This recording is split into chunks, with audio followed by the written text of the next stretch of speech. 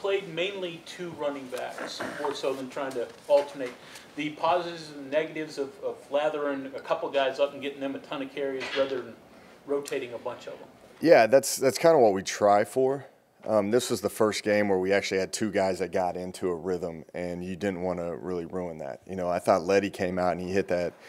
It was like a 17-yard run that guy ended up getting called back for an illegal block in the back, but you ended up getting those guys in a rhythm, and I thought they were rushing the ball effectively, and it was just kind of a 1-2 punch right there. You know, you wanted to get sync in the game at times, but we kind of pulled off of that just based off of the flow of the game. I thought Coach Blackwell did a really good job at just managing that, and I thought Petaway and Kennedy did a really good job. Dana said Giovanni Haskins is really coming to his own the last couple of weeks, and we've seen it with him in the past game. Just why is he coming into his zone? He's a big target. Like, you guys see him out there. You know, he causes a lot of matchup problems. His catch radius is very comforting for Will to throw to. So you put him on these underneath routes, intermediate routes where, you know, he doesn't have to be as accurate with the ball. And Giovanni and even Wesco, when you catch the ball, those guys naturally fall forward for a few yards, which I thought we were really efficient on hitting these quick hook routes on the perimeter where he was catching, getting upfield, and getting about 10 yards every time we did that. So I think that's what makes it so comforting for, you know, Giovanni is for Will and Giovanni is that he's just such a big target. I think he's very athletic at times too, so you're going to see him a lot in the pass game, but you can also utilize him and just giving some of those receivers a break, you know, where we feel comfortable where he's at. And you don't have to go to those 4 wide sets because he can actually act as a receiver out there. Yesterday, Dana said that was the best throw he had ever seen, Will to Gary. Just, yeah, I guess, where does it rank in your estimation, and just what made it such a special play?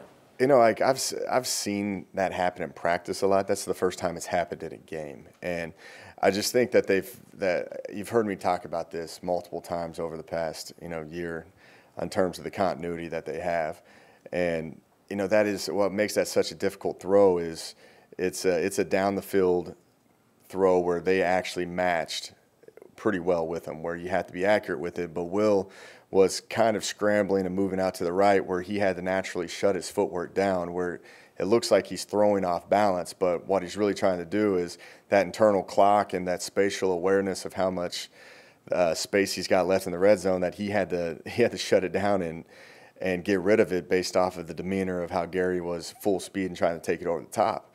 And you know, if you look at it on tape, he releases the ball when Gary's about at the 20-yard line. You know, and it's pretty impressive where he's got to get that out quick and just put it to one spot there possibly was. And it was really good on Will in terms of knowing the layers of the defense, the timing of the play, and how much space he had left. So that's all hard to calculate in fractions of a second because, you know, there's a lot going through your mind, especially with the pass rush and avoiding the pocket and being able to deliver that. So, yeah, definitely one of the better throws I've ever seen.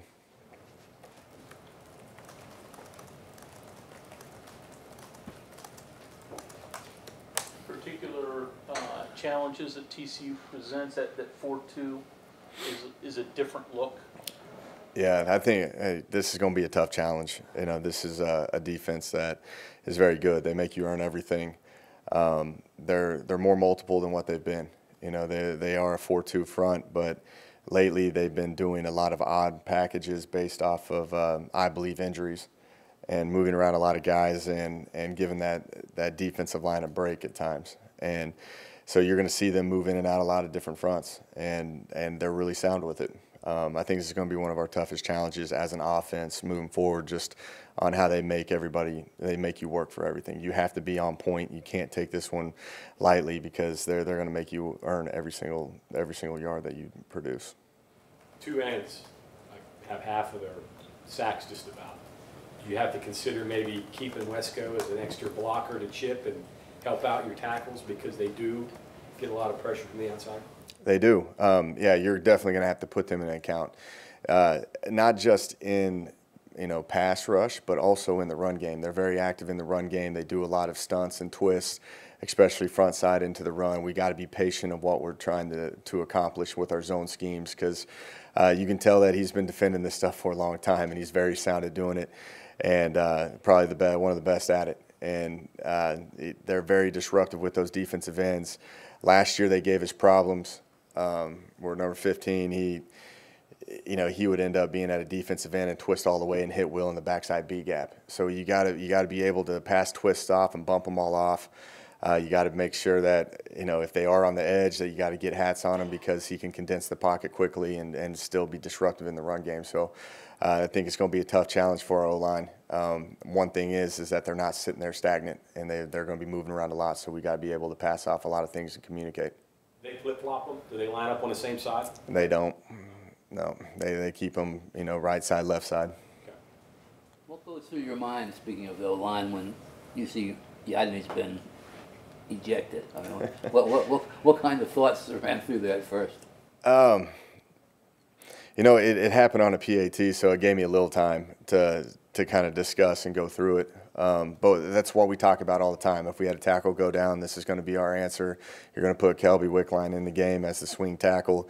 If there was going to be another injury, then we're probably going to put Josh Sills out there at tackle. So you got to, as a coach, you always play, you have the contingency plans. But I was just trying to figure out what happened.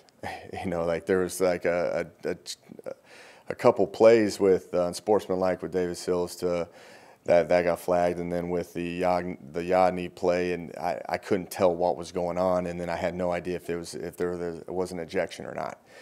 And once they kind of calmed everybody down and said he was out and he was going to the locker room, then we just kind of naturally went on our way. And you have to realize as a coach, like, you can't really bring him back, so you have to move forward with the plan. It's the same thing with the question I talked about with Jack Allison going in the game. If he goes down, Will goes out for a play, you got to move forward with the game plan and be comfortable with Jack in the game.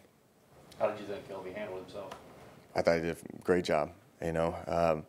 We rep those kids a lot. I think Coach Wickline does a really good job at repping guys at all different spots and getting them prepared. And what people don't see is on Will's touchdown, they blitz a corner and Kelby kicks out to it and gives him enough time to throw the ball. And that just shows you where Kelby is mentally with the game, being a coach's kid. And he went out there and from a comfort standpoint for Will, you didn't see him being any rattled, like any hesitation with him, any just confusion of just putting the focus on the offensive line. I think they were on their third DN overhanded. Were you conscious of that, even though you had Kelby over there? They were down to Hager went out there. Yeah, they got banged up, and their corner went down. Safety didn't play. But that's the attrition of college football. Like I'm saying, if you look at us too, we're pretty banged up as well. It's just that to that point of the season where, you just gotta, if someone goes down, you got to move forward with what you got and make sure that you put those kids in the right position. Were you trying to attack that a little bit though, or just run your normal offense? It came into account. It was also, we were running the ball behind Colt McKivitz too, which. He had a good edge to himself in this game, and we kind of put the emphasis on getting that way.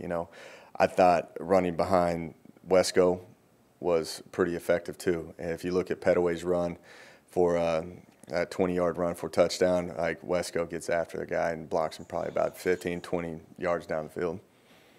You talked about getting the tight end involved. Is this what you envisioned with what Wesco's given you with the run and the pass and everything? Exactly. We're starting to get into a rhythm of it and starting to get comfortable with what he's doing, and I think that's just going to keep evolving. This is the time of the year where you got to be multiple with stuff, and those guys make us a lot more multiple as an offense. It seems like he makes you guys more physical too. Very physical. I think that's something that Wesco brings to the game. I thought he played with an aggressive nature the entire game, and we need him to continue to bring that for the rest of these games. Going to Colton's side on the run, that was the game plan going in, not an adjustment, I guess, when you lost Yadney.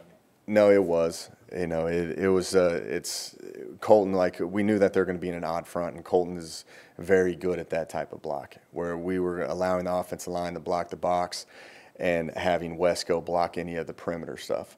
And we knew that Colton could get that block, and Wesco was going to be on a safety. He actually blocked 2 guys on that touchdown run for a Petaway, which, just when it comes down to you have the option, you can run it either way. We like to go behind Colton. Jake, on your offensive line, you dipped deeper than just Kelby. I think you used, Mike? And Mike Chase Brown was went there in too. for So 5 how many? plays. What do you have now? Who do you have this late in the season? Who do we have as players, you're saying? Like, You feel good putting out there. It's different than it was 3 weeks ago. I'm saying you get into that redshirt rule, and when you start playing a lot of games, and it was pretty hot down there on the field, you're going to use a lot of different bodies, and obviously injuries occur, and people had to play a little bit more snaps than usual, and we got to the end of the game where we do feel comfortable with Mike Brown coming in the game and giving guys a break, and I thought he actually had some pretty good energy too, and you could tell you had a fresh guy in the game, especially in the fourth quarter. And I thought he did a good job, and you're going to continue to see that rotation at times.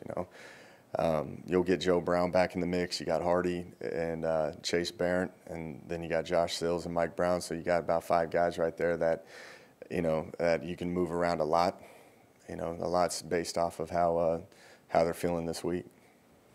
Dana mentioned that if you as a defense tip your hand a little bit, your quarterback will pick it up. I mean, he says he's as good as anybody's seen doing that. Yeah. What goes into that? What goes into knowing what they're doing?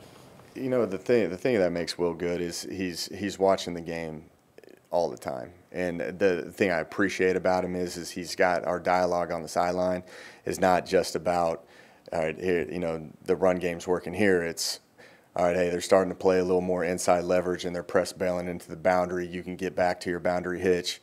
That's something that's going to be good. We talked about a pop play down on the goal line that was going to be able to work if we got down into that situation again. And, it's just the overall awareness that he has of the game. And sometimes he has a better vantage point than us, and he understands what we're trying to accomplish and how they're playing it. And he's just got a good feel of what we're trying to do, so he can go out there and get us into the right play.